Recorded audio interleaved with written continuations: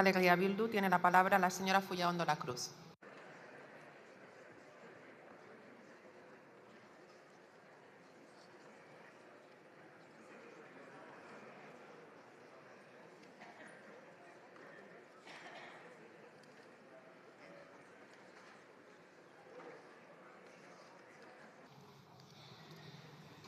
Mahaiburu Andrea, ministro jauna, jaun Andreak,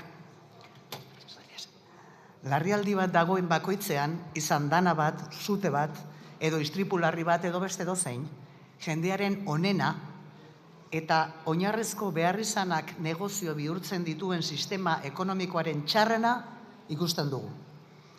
Izan ere, larrialdi batek jendearen bizitzan eragiten duenean, oso zehatza den zerbaitetan eragiten du, oinarrizko eskubideak eskuratzeko aukeran. Ostatu duinerako, horniduretarako, funtsezko zerbitzuetarako edo mugikortasunerako eskubideak. Eta une horietan prezioek gora egiten badute, biderkatu egiten dena ez da kostu ekonomikoa bakarrik, hori ere bai noski, baina gainera eta batez ere desberdintasuna da biderkatu egiten dena. Egoera horiek ez baitiete pertsona guztiei berdin eragiten.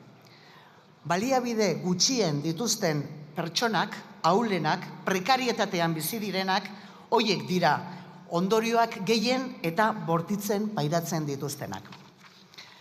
Norbere etxea utzi behar duten familiak, dena galduten pertsonak, pertsona txikituak bere gertukoenak galdu dituztelako, ingurukoei laguntzera joateko desesperatuta dauden pertsonak horiek dira gehien galtzen dutenak.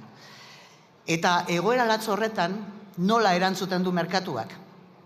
Garraioetan edo ostatuetan prezioak 100% igoz.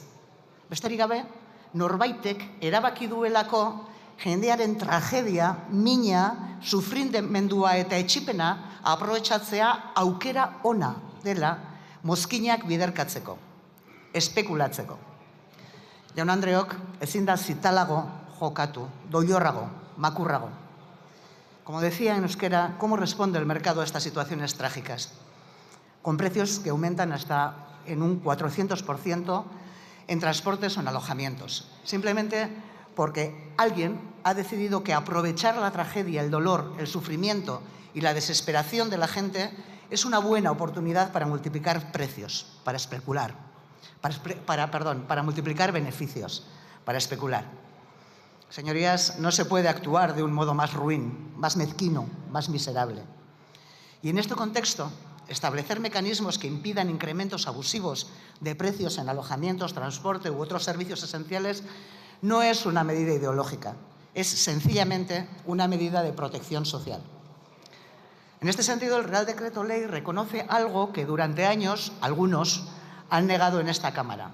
Reconoce que el mercado no es neutral, que el mercado no es justo, que no se autorregula y que cuando los poderes públicos no lo regulan, castiga a quienes menos tienen. Valoramos positivamente que se reconozca la necesidad de intervención pública cuando el mercado genera distorsiones que ponen en riesgo el acceso equitativo a derechos básicos. Porque, como ya hemos dicho, la experiencia demuestra que sin regulación las situaciones de emergencia pueden convertirse en escenarios de desigualdad aún mayor. Evidentemente, estamos de acuerdo en que se limiten precios abusivos en situaciones de emergencia. Es una cuestión de sentido común y de justicia social. Y nadie debería poder enriquecerse a costa del sufrimiento ajeno. Por lo tanto, apoyaremos la convalidación del Real Decreto Ley. Pero también debemos decir que la regulación no puede ser una herramienta que solo se activa cuando hay una emergencia excepcional, una catástrofe. Porque, por desgracia, la emergencia está ahí todos los días. Porque hay familias que no pueden pagar el alquiler aunque no haya una dana de por medio. Porque hay jóvenes expulsados de sus pueblos por la turistificación permanente. Porque hay personas que no pueden permitirse comer carne, pescado, fruta o verduras frescas. Porque hay personas que no pueden calentarse en invierno. Por lo tanto, la cuestión no es si debemos intervenir en situaciones excepcionales, que por supuesto que debemos. La cuestión es por qué no intervenimos de forma estructural cuando los precios de la vivienda están subiendo sin control o cuando determinados sectores estratégicos funcionan como oligopolios. Desde Euskal Herria Bildu defendemos y defenderemos que los derechos sociales no pueden depender del ánimo del mercado. La vivienda, el alojamiento en situaciones críticas, la energía, el transporte o los alimentos son derechos básicos. Y los derechos se garantizan con regulación, con un sector público fuerte y con límites claros al beneficio, cuando éste choca con la dignidad humana. Porque, señorías de las derechas, regular en defensa de la gente no es extremista, no es radical. Lo que sí lo es permitir que la desigualdad aumente exponencialmente en los momentos más vulnerables, mientras alguien hace negocio con la desesperación de quien lo ha perdido todo. Denle una vuelta, señorías. Esaten ari nintzen moduan eta amaitzeko, kontua ez da salbuespenezko egoeretan esku hartu behar dena ala ez. Jakina esku hartu behar dela. Galdera ez da ea zergaitik ez dugun estrukturalki esku hartzen etxebizitzaren prezioak kontrolik gabe igotzen ari direnean edota hainbat sektore estrategiko oligopolio moduan jokatzen ari direnean. Euskal Herria Bildun argi daukagu eskubide sozialek ezin dutela merkatuaren goraberen menpe egon. Etxebizitza, larrialdetako aterpea, energia, garraioa eta elikagaiak oinarrizko eskubideak dira.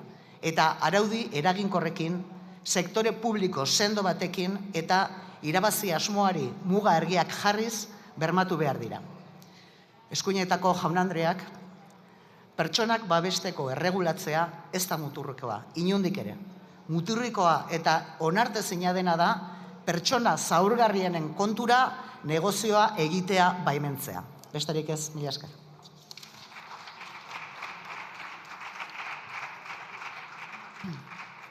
Eskerrik asko, senyora Fullaondo. Pel grup parlamentari Junts per Catalunya té la paraula el senyor Cruzat Domènech.